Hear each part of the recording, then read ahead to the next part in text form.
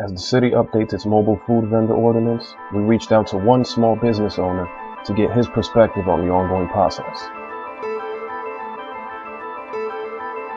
It's gut-wrenching. I've gone through it for the past 3.5 years. You could potentially lose your business every year. And why would anybody want to come in with those parameters knowing that they could be the recipient of that same situation the following year? It makes absolutely no sense. That's not anybody that has it just doesn't make any sense to me.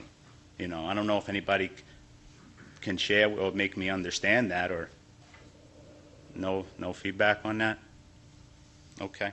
Once again, I was part of the committee, and conversation did come up throughout in that committee, whereas to allow the existing vendor to maintain his location that he has currently right now. And we went around the table of the committee, and there was no opposition to that. That is not correct. And there was pros to that, and I don't recall anybody in the committee, and we were going by what the committee suggests. I don't recall anybody in the committee that said that's not a good idea. All I recall is people that talked to the reasons that future business people need to see the existing vendor in location, in place, because that's the tangible evidence that this all works. If the existing vendor winds up next year at a different location, I'm a customer, I come up to that vendor, I say, what's going on, why are you down here? That's where I was forced to move. And that just doesn't seem right. Just doesn't seem right. My proposed solution to this situation would be similar to Councilman Nelson's suggestion. Would be is once you've obtained a location, let the market dictate, or let whether the only reason for being removed from that particular location would be one of two things. It would be whether the vendor decided that he or she did not want to continue operating in that location or leave, and/or there was infractions and violations that violated rules and regulations on the ordinance that would be removed, that would force them to be removed. I feel that would encourage, and that would encourage the application process. Councilman Satterley, you just spoke to that there has not been an influx of people that you do not anticipate, and this potential ordinance does not promote or invite more future applications, which is what we're trying to do here. And also, once again, that if we can go through this and we could dissect it all how we want, but the fact still remains is that under situations with this potential ordinance, that a person can lose their spot through no fault of their own.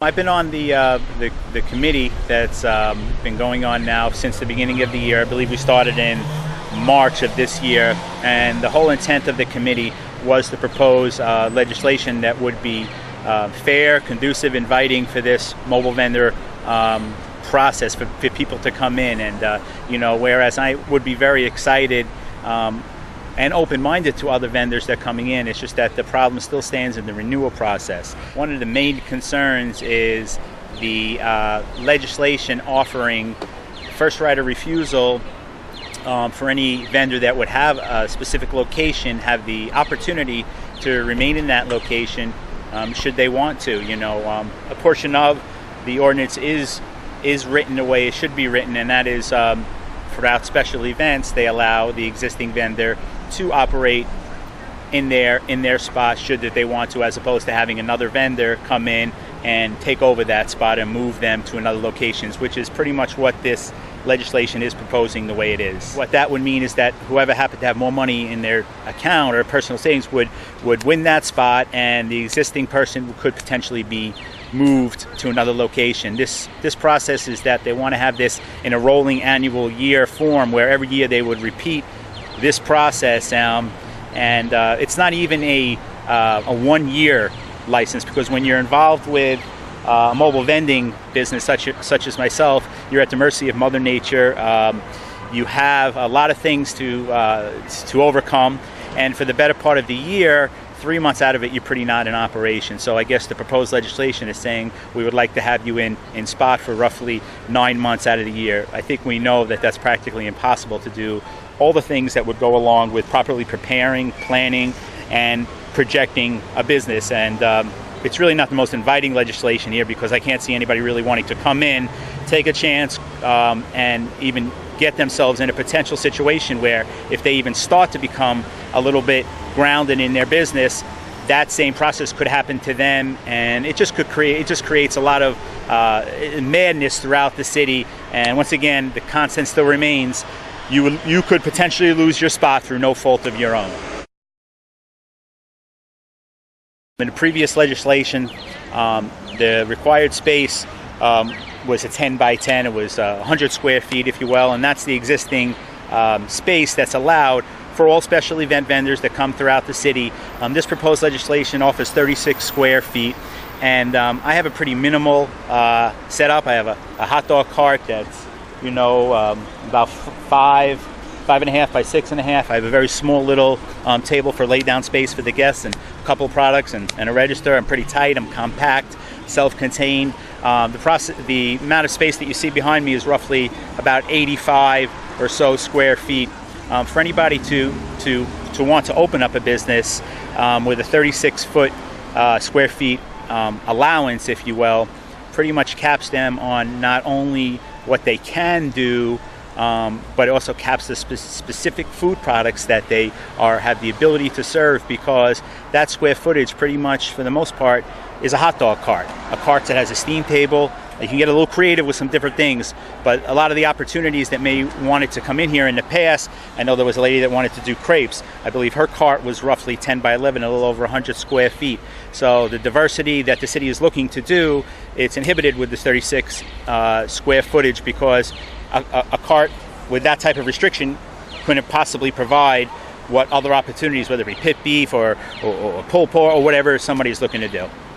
What I would please strongly suggest to council is that an addendum to, at the very least, an annual renewal process, meaning that whoever happens to get a location based on this pretty ridiculous type way of rules and ordinance to get a location, at least if they come in for the following year, which I think we're proposing it for 2015, at least those vendors have a first right of refusal to their location that they may have gotten through this process starting in 2015. If not that, another strong suggestion would be, just as a brick and mortar has, to have a lease. Something fair and reasonable, a 4 or a 5 year lease, if they're not going to grant the first right of refusal option as an indefinite process. With the 3+ years of experience that I have here, plus a couple of decades of food, restaurant, and guest service in the guest service industry with food and dealing with the public, is that I believe this ordinance could feed off of the experience and the knowledge, the wisdom that I have to offer, to make it a successful ordinance for years and years and vendors to come, to do what we're trying to do in this city, which is grow the city with unlimited amounts of food opportunities, with different types of diversity, and just make it an exciting and enjoyable place to be.